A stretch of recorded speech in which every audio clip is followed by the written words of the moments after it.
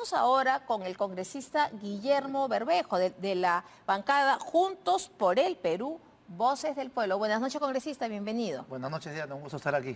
¿Cuál es su posición respecto a este retroceso? Porque claro, las críticas iban a ser inevitables. Ya no ganarían 42.000 soles, pero no se descarta que el Senado o diputados sí puedan aumentarse este salario. Bueno, siempre es terrible generalizar, ¿no? Pues en el Congreso lo hizo. No, este es el mismo sector que propuso la bicameralidad, ¿no? Frente a un sector pequeño, que es el nuestro, que se opuso a la bicameralidad. Y nosotros advertimos que una situación como esa, la bicameralidad, iba a significar mayores gastos. Y obviamente que luego del aumento de sueldo de Dina Boluarte, evidentemente, eso iba a abrir una puerta en este último año, donde justamente en los últimos años siempre se dan este tipo de acontecimientos, de que a alguien se le pueda provocar plantearse un sueldo sideral que la verdad no es coherente con la situación que sufre la mayoría del pueblo peruano, ¿no? Bueno, pero ellos dicen que no es para ellos, sino es para los que vengan. Pero recuerda tú, Diana, que en esta lógica de la bicameralidad había un nexo, digamos así, para el tema de la reelección. Entonces, los que sean reelectos serían beneficiados por esta lógica de este sueldo que de verdad nosotros rechazamos desde un primer instante, ¿no? Usted postularía, bueno, usted quiere ser precandidato presidencial, pero de eso vamos a hablar más adelante. Ahora, yo decía también al inicio que se han aprobado para ustedes mismos la ley que exonera la neutralidad. Es decir, exacto, aquí hay dos corrientes, ¿no? Una corriente es que son parlamentarios y permanentemente hacen política, es decir, uno no se quita el traje de congresista para hacer campaña, uno siempre es congresista, eso por un lado, pero por el otro lado está que en el fondo, esa es otra corriente, ¿no? Que en el fondo todos los peruanos les vamos a pagar a los congresistas su campaña de reelección, porque viajan y están percibiendo un sueldo de forma permanente. ¿Cuál es su posición en medio de estas dos corrientes? Desde hace meses, cuando ya esto se debatía, ¿no? Incluso en este set con otros colegas tuyos, yo lo dejé bien claro. Yo creo que hay horarios, ¿no? En tu horario parlamentario, cuando tú atiendes a la gente, que tiene que ver hasta con incluso con el tema de hasta qué horas están abiertas las oficinas del Congreso, tu labor es parlamentaria. Que ese trabajo, digamos, administrativo también sea político, se entiende, pero no puede hacer trabajo partidario y electoral. Esa es la posición de nosotros. Por ejemplo, nosotros, que ya hemos iniciado un recorrido, lo hacemos fuera del horario y los días de fin de semana, ¿no? Y ningún gasto, por ejemplo, que es una decisión nuestra personal, ni un solo gasto le corresponde al Congreso de la República. Me refiero a los viajes o cualquiera de esas cosas, ¿no? Pero ustedes tienen viáticos por semana de representación, exacto, tienen viajes. Y exacto, a lo que yo voy es que uno no deja de ser congresista. Así es. O sea, siempre es congresista, aún esté fuera del horario de trabajo. Y en la línea de lo que tú decías justamente, es el problema, ¿no? Porque la semana de representación no debe ser utilizada para hacer trabajo de política electoral, ¿no es cierto? Pero es inevitable, ¿no? No necesariamente. Mira, por ejemplo, hay cosas que se permiten, tú nombraste el nombre de la bancada, por ejemplo, que los congresistas a la hora de atender a los que te visitan, a los que quieren reunión contigo, a los sitios donde vas, ponen pues su logo aquí, ¿no es cierto? Porque es el nombre de la bancada. La mayoría de los nombres de la bancada son de los partidos políticos. Nosotros por un tema de principios hemos decidido que nunca va a salir una foto nuestra, por ejemplo, con el símbolo del partido, a pesar de que eso sí sería permitido, digamos, ¿no? Justamente para intentar dar muestra de transparencia al interior del Parlamento, ¿no? Bueno, entonces usted, de hecho, no piensa ir a la reelección, sino como precandidato presidencial, ¿es así? Así es. ¿Por qué? Porque ahí usted forma parte de la banca, de la alianza, ¿no? Esta es la alianza, el partido político Popular Voces del Pueblo, que integra la Alianza Venceremos. Si usted es del Partido Político Popular Voces del Pueblo, así es correcto. Bueno, yo aquí tengo en mis manos, se lo voy a preguntar, congresista, esta es una tacha. Ajá. Es una tacha que presenta el ciudadano, usted lo debe saber, Armando Martín Barrantes Martínez, presenta una tacha en contra militante de Avanza País. Sí, no solamente es militante, es secretario de organización, ¿no?, de Avanza País. Sí. Y aquí lo dice claramente, no es ningún secreto. ¿A qué alude la tacha? La tacha alude a que usted en concreto, la tacha va concretamente hacia usted. Dice la tacha que ustedes están alterando, un poco contraviniendo la ley de partidos políticos. Y hay una frase, congresista, que alude a la tacha. ¿Usted ha leído el escrito de la tacha? Lo vi hoy. Lo vi hoy. Hay una frase que usted lo va a proseguir, me imagino, en toda su carrera política. Ya se imagina cuál. Bueno, ese es el motivo de la tacha. Para los que no se acuerdan, vamos a recordar esta frase del congresista Guillermo Bermejo, que lo persigue por 4 años y que ahora es motivo de una tacha. Escuchemos. Y ellos, nosotros le dijimos con claridad, nosotros somos socialistas, ¿no? Y nuestro camino a nueva constitución es un primer paso. Y nosotros, si tomamos el poder, no lo vamos a dejar, ¿no? O sea, con todo el respeto que se merecen ustedes y sus pelotudeces democráticas, nuestra idea es quedarnos para instaurar un proceso revolucionario en el Perú, ¿no? Así es. Y nosotros no vamos a bajar nuestras banderas ni Nicaragua, ¿no? O sea, bueno, aquí estoy viendo la tacha, es un documento de varias páginas, ¿no? Entonces yo le tengo aquí al señor que pretende, a la alianza que pretenden tachar, y entonces le pregunto, ¿no? Usted dice que si tomamos el poder no lo vamos a dejar. Mira, ¿No cree en las ese es un elecciones? audio sacado de contexto, ¿no? Eso fue un debate que tuvimos en el periodo corto, cuando yo no era ni congresista ni candidato, pero un debate acerca de cuál es la posición acerca de la Asamblea Constituyente. Yo soy de los que sí considero que para que el Perú salga del grave problema casi de metástasis política que tenemos, necesita un proceso largo. Y el proceso de Asamblea Constituyente tiene que ser el camino del pueblo peruano para refundar la patria e instalar un proceso largo de recuperación, porque lo otro es caer en el abismo. Ahora, en cuanto a la tacha en particular, es la cosa más antidemocrática que tú te puedas imaginar, porque ¿Por qué? el propio señor en mención ha declarado a un diario local que él lo está haciendo con toda la clara intención de no cumplir, por ejemplo, pagar la tasa de la tacha, para que los tiempos queden exactos y así poder anular la inscripción de la alianza electoral. Entonces tú te das cuenta que esta gente que pertenece a un partido político de derecha, que le hace el juego a Dina Boluarte, se presta para estas macanas administrativas, pero con la intención de dañar a una alianza Sí, electoral. se- Debe ser además la alianza electoral, la única alianza electoral de izquierda que le va a hacer frente a la derecha en este proceso del 2026. Se entiende su posición y su crítica al tema administrativo que usted alude al señor Armando Barrantes. Pero vamos al tema de fondo, porque los que dicen, si tomamos el poder no lo vamos a dejar. Y la izquierda, pero déjeme hacerle la pregunta. Déjeme hacerle la pregunta, por favor. No, déjeme. Usted dice que ha sido sacada de contexto. Si tomamos el poder no lo vamos a dejar. Desgraciadamente, congresista, la izquierda latinoamericana no deja el poder, pues. La derecha tampoco. Bueno, pero usted es de izquierda. a la dictadura, pero Maduro se niega a dejar el poder. Dígame. Si no es un monólogo, ¿no? No, si no es dígame. un monólogo. La derecha peruana aplaude la dictadura de Fujimori y Montesinos.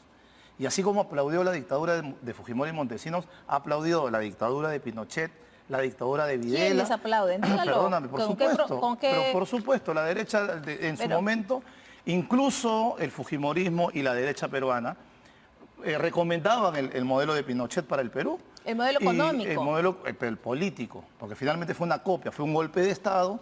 El fujimorismo y la dictadura de los 90 no gobernó con tanques. ¿O no se acuerda? Entraron los tanques a la moneda. ¿O no se acuerda que también fue Fujimori que hizo lo mismo? El cierre del Congreso, pero... Y Videla también hizo lo mismo en Argentina, hicieron lo mismo en Brasil. Lo que te quiero decir es que la derecha de este país no tiene autoridad moral para hablar de democracia, porque no solamente han defendido autocracias en este local... ¿Y la izquierda sí tiene autoridad moral? ¿Sí puedo terminar? Sino que han defendido las autocracias en todo el mundo y han justificado... Sí, claro. Están justificando las invasiones de Estados Unidos a Siria, Libia, Irak, donde han matado a 7 millones de personas y no han dicho absolutamente nada. Pero... Para ustedes es siempre lo mismo, preguntar acerca de Cuba y Venezuela como si fuera...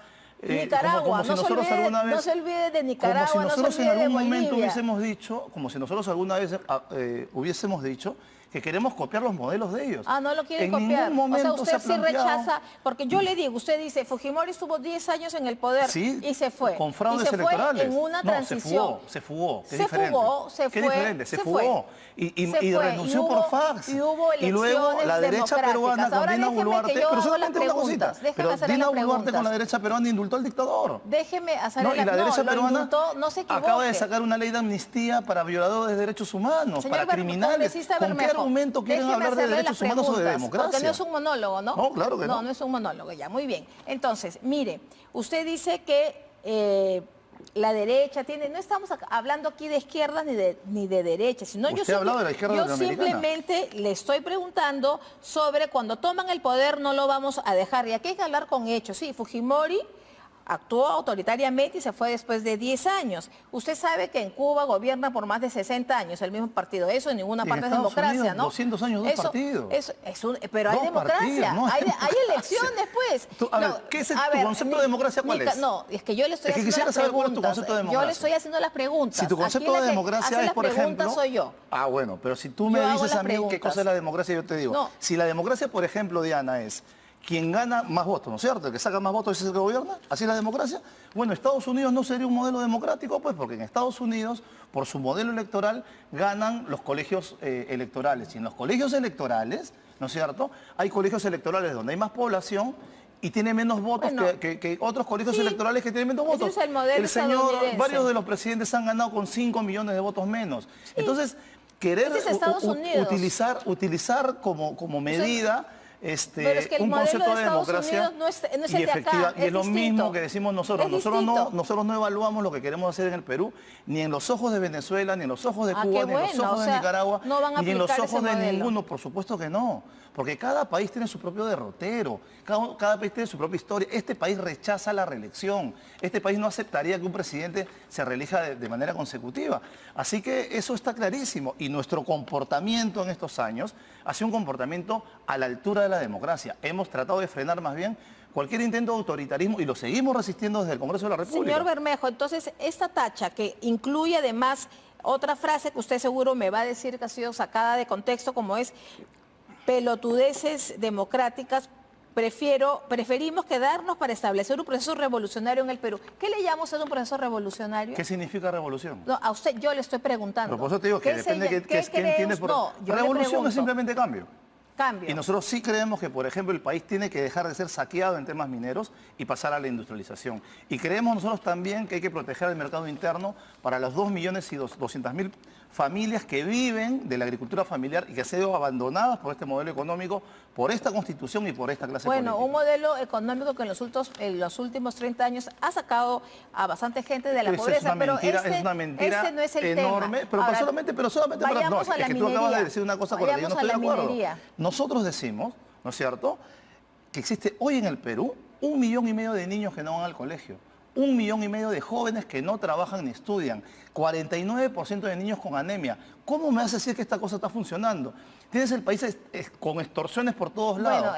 Entonces, este modelo le ha funcionado a un grupito de gente que le va muy bien, pero a la mayoría de los peruanos le va muy mal. Bueno, ese es su concepto y, por supuesto. Y lo respeto. Ahora, hablando de la minería, usted está a favor de que se renueve el Reinfo, ¿no? ¿O no? No, fíjate, porque el debate ha sido Reinfo sí, Reinfo no. Y nosotros decimos eso no alcanza. Hay que separar primero la minería ilegal de la minería informal. Madre de Dios, por ejemplo, la minería ilegal está en La Pampa. ¿Quién hace algo contra los mineros ilegales de La Pampa? Eso debería estar resguardado por las fuerzas del orden y lamentablemente los niveles de corrupción ahí son espantosos. Pero hay sectores que quieren confundir al minero informal. El minero informal en Madre de Dios te saca 5 gramos de oro a la semana y con eso sobrevive. Los podemos meter en el mismo saco. El Reinfo ha sido un fracaso porque la expectativa que tiene el Estado sobre lo que puede hacer un minero informal, desconociendo problemas geográficos, históricos, económicos, no le alcanza para ver. Entonces llaman a sus famosos técnicos para que les hagan un reglamento y ese reglamento se estrella contra la realidad. ¿Qué decimos nosotros? Que este es un problema económico. Que, por ejemplo, y volvemos a aclarar, al minero ilegal hay que combatirlo. No hay nada que discutir. Pero al minero informal tienes que formalizarlo. Y una de las salidas que yo he propuesto como proyecto de ley en el Congreso hace 3 años, y no lo quieren ver, es la certificación del oro en el Perú.